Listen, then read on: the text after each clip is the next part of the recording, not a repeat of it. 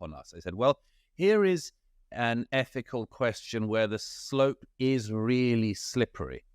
It was in Belgium. Again, last year I wrote about the case of the young woman who was killed by the state, allowed to die by the state, phrase it as you will, because she had PTSD from surviving the Brussels airport attack in 2016, where she saw many of her classmates, she was 17 at the time, blown up in front of her. The Belgian state is far too civilized, of course, to execute any of the men involved in the Brussels airport attack, but it did manage to put down one of the victims of the attack, who's now been chalked up as another victim.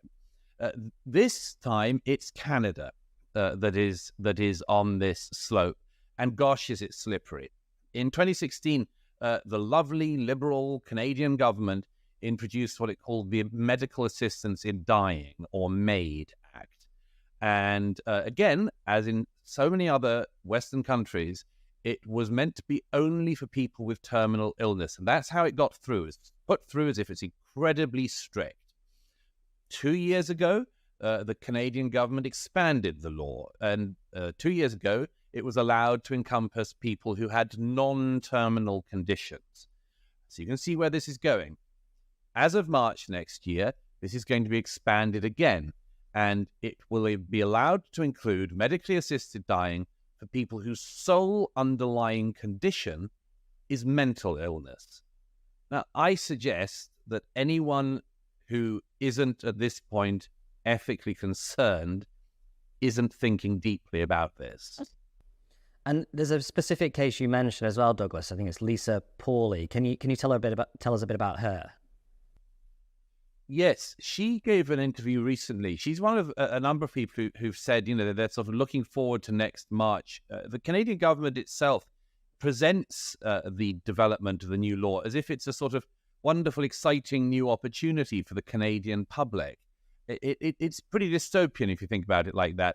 A woman called Lisa Pawley is one of those who seems to be viewing it in that light. She's a 47-year-old woman, and she's suffered from anorexia for most of her life. She's had it's very debilitating eating disorder, and unfortunately for her, unlike many young women who have it, she hasn't been able to shake it off.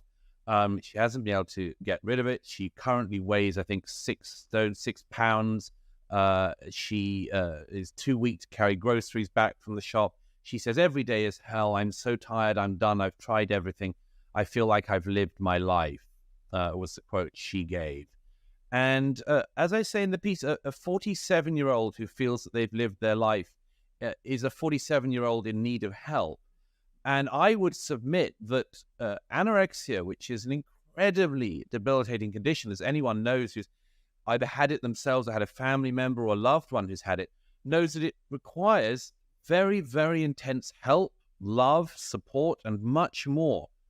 But the message given off by a society that says, actually, we've got a cure for anorexia, it's medical assistance in dying, is a society that gives out one of the worst messages possible to the predominantly young women who suffer from that condition.